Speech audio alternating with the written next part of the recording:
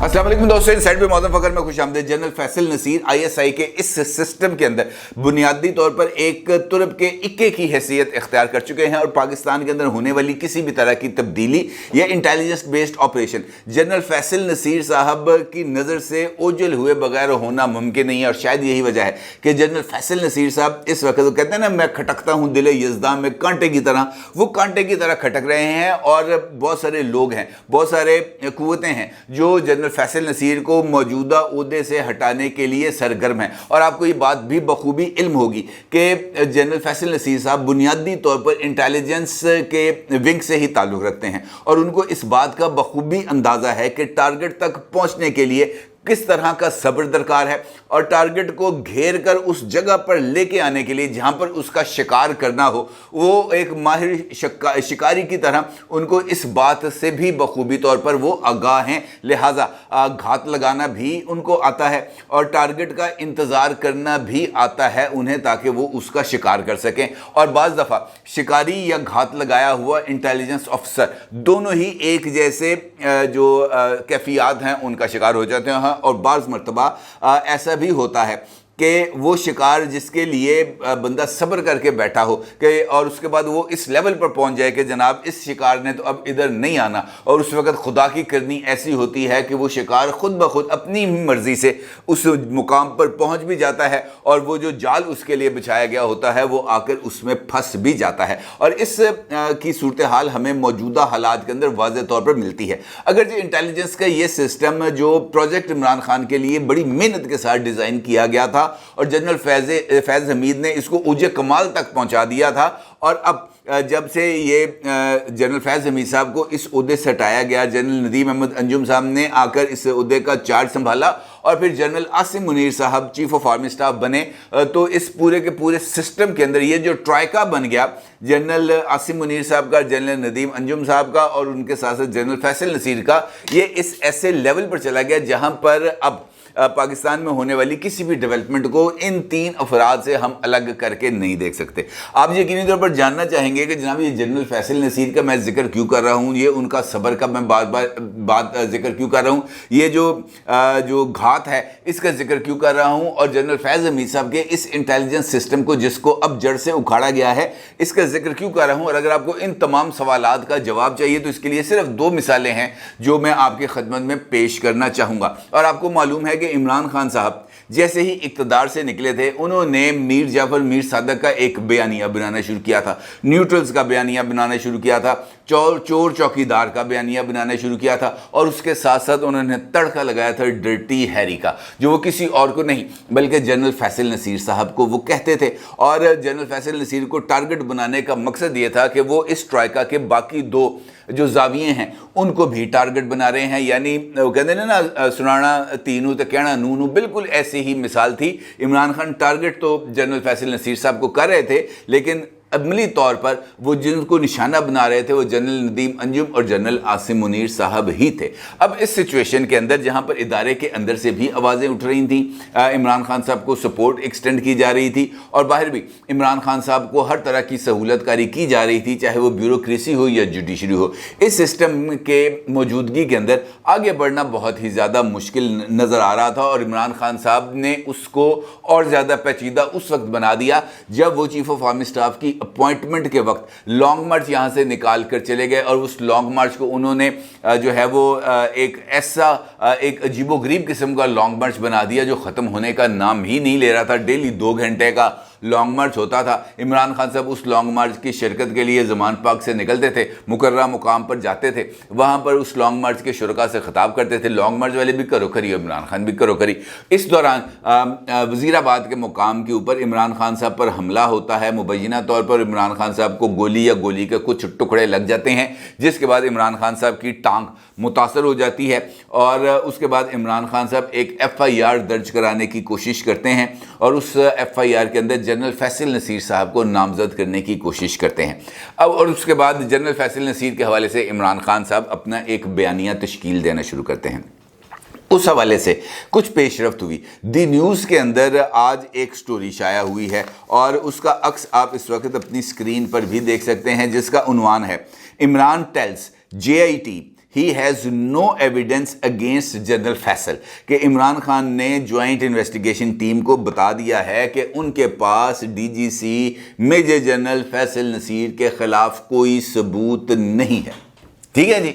اور جی I T کس وجہ سے بنی تھی؟ عمران خان صاحب کی طرف سے جو مسلسل الزامات عائد کیے جا رہے تھے اس کے حوالے سے تحقیقات کے لیے یہ جی آئی ٹی بنائی گئی تھی. عمران خان صاحب اسلام آباد میں جو جی آئی ٹی کے روبرو پیش ہوئے اور اس رپورٹ کے مطابق عمران خان صاحب نے اعلیٰ فوجی افسران کے خلاف اپنے سنگین الزامات پر مبنی ویڈیو کلپس کو تسلیم کر لیا. اور ذرائع نے اس بارے میں بتایا ہے کہ چیئرمین پی ٹی آئی کو اعلیٰ فوجی افسروں پر ان کی جانب سے عائد الزامات پر مبنی ایف آئی آر بتائی گئی، جس پر چیئرمین عمران خان صاحب سے استفسار کیا گیا کیا ان کے پاس ویڈیو کلپس میں لگائے گئے الزامات کا کوئی ثبوت ہے؟ تو عمران خان صاحب نے نہایت سادگی سے کہا کہ میرے پاس کوئی ثبوت نہیں ہے. اسی رپورٹ میں عمران خان صاحب کے حوالے سے یہ پوچھا گیا کہ جی آئی ٹی نے پوچھا ان سے، یہ مثلا اس رپورٹ کے اندر جو دی نیوز میں شائع کی گئی اس کے اندر یہ پوچھا گیا following questions were asked from Imran, کے عمران خان صاحب سے مندرجہ ذیل سوالات پوچھے گئے. نمبر 1، جی آئی ٹی نے پوچھا ڈو یو اون کلپس، کیا آپ ان کلپس کے اندر جو باتیں کی گئی ہیں کیا آپ ان کو تسلیم کرتے ہیں؟ عمران خان نے جواب دیا یس، کہ ہاں جی. جی آئی ٹی نے پھر سوال پوچھا do you have any proof or your allegations you can present, آپ کے پاس ایسے کوئی ثبوت موجود ہیں اپنے الزامات کی صداقت کو درست ثابت کرنے کے لیے؟ اگر ہیں تو وہ پیش کیے جائیں. عمران خان صاحب نے اس کا جواب دیا کہ نہیں، نو، میرے پاس کوئی ایسے ثبوت نہیں ہیں جو میرے الزامات کو درست ثابت کریں یا وہ اس لائق ہوں کہ میں ان کو جی آئی ٹی کی خدمت میں پیش کر سکوں. پھر جی آئی ٹی نے عمران خان صاحب سے پوچھا do general Faisal directly threatened you, کیا جنرل فیصل نے آپ کو براہ راست دھمکی دی؟ عمران خان نے جواب دیا نو، نہیں. جی آئی ٹی نے پھر پوچھا دین وائی یو لیولڈ ایلیگیشنز، کہ پھر کیوں آپ نے یہ الزامات عائد کیے، کس پر؟ جنرل فیصل نصیر پر. عمران خان صاحب نے آپ کو پتہ کیا جواب دیا؟ عمران خان نے جواب دیا سم ون ٹولڈ می، کسی نے مجھے بتایا تھا. بھائی کس نے بتایا تھا؟ آگے سے خاموشی. پھر جی آئی ٹی نے سے پوچھا اینی پروف اور ایویڈنس یو ہیو، کیا آپ کے پاس کوئی ثبوت، ایویڈنس، کوئی کلپ، کوئی ریکارڈ، کوئی آڈیو، کوئی ویڈیو موجود ہے؟ عمران خان صاحب نے جواب دیا کہ نو، میرے پاس کچھ ایسی چیز موجود نہیں ہے جس سے اس بات کو میں ثابت کر سکوں کہ جنرل فیصل نصیر صاحب میرے اوپر حملے میں ملوث تھے. اور یہ بیان دیتے ہیں چند منٹ کا، یہ بیان ریکارڈ کرانے کے بعد عمران خان صاحب نے جب آخری مرتبہ نو کہا تو اس کے بعد انہوں نے کہا کہ جناب میں اب جا رہا ہوں، اور جو میری طرف سے جو جواب میں نے دینے تھے وہ دے دیے. جس کے اوپر جے آئی ٹی چونکہ وہ تمام چیزوں کو ریکارڈ رکھ رہی تھی، انہوں نے وہ جو عمران خان کا سے سوال جواب تھے وہ عمران خان کو دکھائے کہ جناب یہ دیکھیں اس کے اندر کوئی تبدیلی تو نہیں کی گئی. عمران خان نے دیکھا، اس نے کہا جی نہیں کوئی تبدیلی نہیں کی گئی، اور پھر عمران خان نے اس کے اوپر دستخط کر دی اور وہ گھر چلے گئے. یہ اس کا ایک ثبوت ہے کہ عمران خان صاحب نے یہ سب کچھ کیوں کیا. اور یہ میں آپ کو کیوں بتا رہا ہوں، اس کی وجہ یہ ہے کہ یہی وہ نیریٹو تھا کہ جنرل فیصل نصیر میرے خلاف یا فوج میرے خلاف کارروائیوں میں نہ صرف ملوث ہے بلکہ مجھے جان سے مارنا چاہتی ہے. جس بیانیے کو نوجوانوں کے ذہنوں کے اندر نہ صرف راسخ کیا گیا، ان کو پختہ کیا گیا، بلکہ اسی کے نتیجے میں 9 مئی کے واقعات ظہور میں آتے ہیں. اور پھر 9 مئی کو پاکستان نے اپنی تاریخ کا بدترین المیہ دیکھا، جہاں پر فوجی تنصیبات کے ساتھ ساتھ جو شہداء کی یادگاریں ہیں ان کو بھی نظر آتش کر دیا گیا. اور کمال جو آئٹم ہے ہمارے عمران خان صاحب وہ یہ ہیں کہ اس کے باوجود بھی وہ اس بات پر مصر ہیں کہ یہ جو طریقہ کار ہے مجھے بلانے کا یا میرے ساتھ بات کرنے کا یا میرے ساتھ سوال و جواب کا، یہ بالکل غلط ہے اور اس کو جاننا چاہیے کہ 9 مئی کے واقعات کیسے ہوئے تھے. عمران خان صاحب کا ایک ٹویٹ ہے جو اس وقت آپ اپنی اسکرین پر بھی دیکھ سکتے ہیں. اس ٹویٹ کے اندر عمران خان صاحب کیا کہتے ہیں؟ عمران خان صاحب یہ کہتے ہیں کہ 9 مئی کو ہونے والے جلاؤ گھراؤ کے ذمہ داروں کا تعین ایک سادہ ترین طریقے سے کیا جا سکتا ہے، اور وہ یہ ہے کہ ہم اپنے سامنے ایک کلیدی سوال یہ رکھیں کہ ان پرتشدد واقعات کا سب سے بڑھ کر فائدہ کسے پہنچا؟ یقیناً یہ تحریک انصاف تو نہیں. یعنی عمران خان صاحب نے ایک بہترین سلوشن پیش کر دیا. سلوشن یہ انہوں نے یہ بات تو تسلیم کر لی کہ جناب اس بات کو ہم یہ دیکھ لیتے ہیں کہ کس کو زیادہ فائدہ پہنچا، اور اگر ہم نے فائدے کو دیکھنا ہے تو پھر ہمیں عمران خان صاحب کے ان تمام ویڈیو کلپس کو دیکھنا پڑے گا جو عمران خان صاحب نے اقتدار سے نکلنے سے پہلے بیانیے کے لیے بنانا شروع کیا، جہاں پر امریکہ کے ساتھ سائفر کا بیانیہ انہوں نے بنانا شروع کیا۔ اس کے بعد عمران خان صاحب نے فوج کو نیوٹرل کہنے پر اعتراض کرنا شروع کیا، پھر انہوں نے میر جعفر میر صادق کا بیانیہ بنایا، پھر چور چوکیدار کا بیانیہ بنایا، اور آخر میں ڈرٹی ہیری کا بیانیہ بنایا، اور پھر اس کو پولیٹیکل مفادات کے لیے استعمال کیا۔ تو یہ سارے بیانیے بنانے کا فائدہ کس کو ہوا؟ یقینی طور پر عمران خان صاحب کو ہوا۔ عمران خان صاحب نے لوگوں کی ایک بہت بڑی اکثریت کو اپنے ساتھ ملانے کی کوشش بھی کی، اور ان کو ورغلایا بھی کہ اگر آپ نے حقیقی غلامی سے نجات حاصل کرنی ہے تو آپ کو امریکہ کی غلامی سے نجات حاصل کرنی ہے۔ اور امریکہ کے غلام کون ہے اس وقت؟ وہ موجودہ حکومت ہے، موجودہ رجیم ہے، اور موجودہ فوجی اسٹیبلشمنٹ ہے۔ اور اسی بیانیے کو عمران خان صاحب نے مسلسل بیان کیا، لوگوں کے ذہنوں میں بٹھایا۔ تو اس کا فائدہ کس کو اٹھایا؟ عمران خان نے اٹھایا۔ اب اگر یہ 9 مئی کے واقعات جس کا عمران خان صاحب اس ٹویٹ کے اندر ذکر کر رہے ہیں، اگر عمران خان صاحب جو کھیل کھیلنا چاہتے تھے وہ کھیل کامیاب ہو جاتا، جس بغاوت کی عمران خان صاحب کو امید تھی وہ بغاوت ہو جاتی، جتنی بڑی تعداد میں عمران خان صاحب اردوان بننے کے شوق میں چاہتے تھے تعداد کا سڑکوں پہ آنا، اتنی بڑی تعداد کے اندر اگر لوگ سڑکوں پر آ جاتے تو اس کا بینیفیشری کون ہوتا؟ یقینی طور پر عمران خان صاحب ہوتے، تو اور کوئی نہ ہوتا۔ لہٰذا یہ جو پلان کیا گیا تھا وہ عمران خان صاحب نے اپنے فائدے کے لیے کیا تھا، اور اس کے بہت سارے ثبوت ماضی میں ہمارے سامنے موجود ہیں، جس کی ہلکی سی چند ایک مثالیں میں نے ابھی آپ کے سامنے پیش کی ہیں، کیونکہ بینیفیشری بھی عمران خان ہیں اور کلپریٹ بھی عمران خان ہیں۔ یہی وجہ ہے کہ عمران خان صاحب کو اب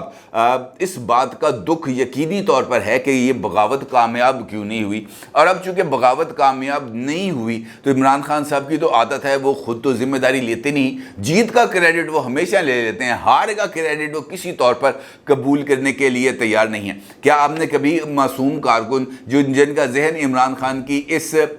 جو ایک تقریبی بیانیہ تھا اس سے خراب ہوا، کیا کبھی عمران خان صاحب نے اس کے حوالے سے بات کی؟ کیا کبھی عمران خان نے وکلاء کا کوئی ایسا اجلاس بلایا ہو جہاں پر اس بارے میں کہا گیا ہو کہ جناب یہ جو معصوم کارکن اندر پولیٹیکل ورکرز اندر جیلوں میں میری وجہ سے قید ہیں، ان کو باہر نکالنے کے لیے کوئی بندوبست کیا جائے؟ بالکل نہیں۔ عمران خان صاحب ان تمام لوگوں کو جیلوں میں ڈال کر بھول چکے ہیں، کیونکہ یہ عمران خان کی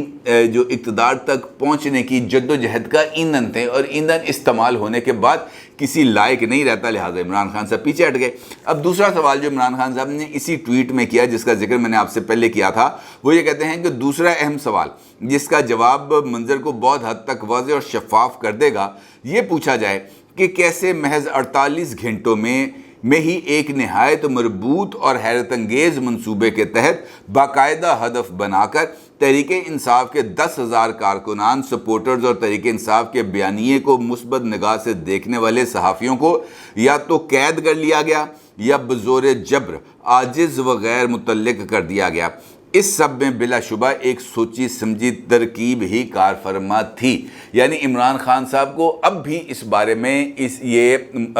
ان کے ذہن میں یہ بات موجود ہے کہ جناب میرے تے کو گل نہیں آنی چاہیے، اور اس کے لیے وہ باضابطہ طور پر اس بات کو کہہ رہے ہیں کہ جناب یہ بندے کیسے، بھائی اتنی ویڈیوز، اتنی فوٹیجز، اتنے ٹویٹر، اتنے ٹویٹس، اتنی سوشل میڈیا پوسٹ کے بندہ کس کس کا نام لے، اور جب یہ تمام چیزیں ایک ترکیب کے اندر، ایک ٹائمنگ کے اندر چیزیں سامنے آتی جاتی ہیں تو پھر کڑی سے کڑی ملتی ہے۔ پھر انٹرنلی جو تحقیقات کی گئیں اس سے بھی پتہ چلا کہ جناب یہاں پر کیا کچھ ہونے جا رہا ہے، اور پھر اس تمام چیزوں کو منطقی انجام تک پہنچانے کے لیے ان تمام لوگوں کا گرفتاری بھی ضروری تھی، اور ان تمام لوگوں کا ٹرائل بھی ضروری تھا جو کیا گیا۔ لہٰذا اگر وہ عمران خان صاحب یہ بات سمجھتے ہیں کہ ان کے خلاف زیادتی ہوئی تو وہ تمام ثبوت جو عمران خان صاحب کے پاس ہیں انہیں ان کو فوری طور پر شیئر کرنا چاہیے، اور سب سے بڑھ کر وہ کہ عمران خان صاحب نے جیسے ہی وہ جیل سے، جیسے ہی سپریم کورٹ کے آرڈر سے رہا ہوئے تھے، انہوں نے یہ بیانیہ بنایا تھا کہ جناب ہمارے 25 سے زائد کارکنان شہید ہوئے، اور پھر عمران خان صاحب نے جو اوورسیز پاکستانی ہیں اس سے ان 25 جو افراد ہیں ان کے لیے فنڈ ریزنگ کی اپیل کی تھی، اور پھر عمران خان صاحب نے خود اس بات کی تصدیق کی تھی کہ $5 لاکھ جمع ہو گئے۔ تو سیدھی سی بات ہے کہ وہ 25 کارکنان کون تھے، کدھر ہیں، ان کے ماں باپ، ان کے شناختی کارڈ نمبر، ان کی تصاویریں کہاں ہیں، وہ لوگ کہاں کہاں پر مدفون ہیں، کہاں کہاں پر ان کی نماز جنازہ پڑھائی گئی، اور سب سے بڑھ کر یہ کہ اب تک جو $5 لاکھ عمران خان نے باہر جمع کیے تھے وہ کدھر ہیں، وہ پاکستان آ گئے، اور اگر پاکستان آ گئے تو کیا وہ ان متوفی کارکنان تک پہنچے؟ اس سوالوں کے عمران خان صاحب کو جواب دے دے، میرا خیال ہے تو زیادہ بہتر ہوگا۔ اپنی رائے کا ضرور اظہار کیجیے گا۔ آپ کا بہت شکریہ، اللہ حافظ۔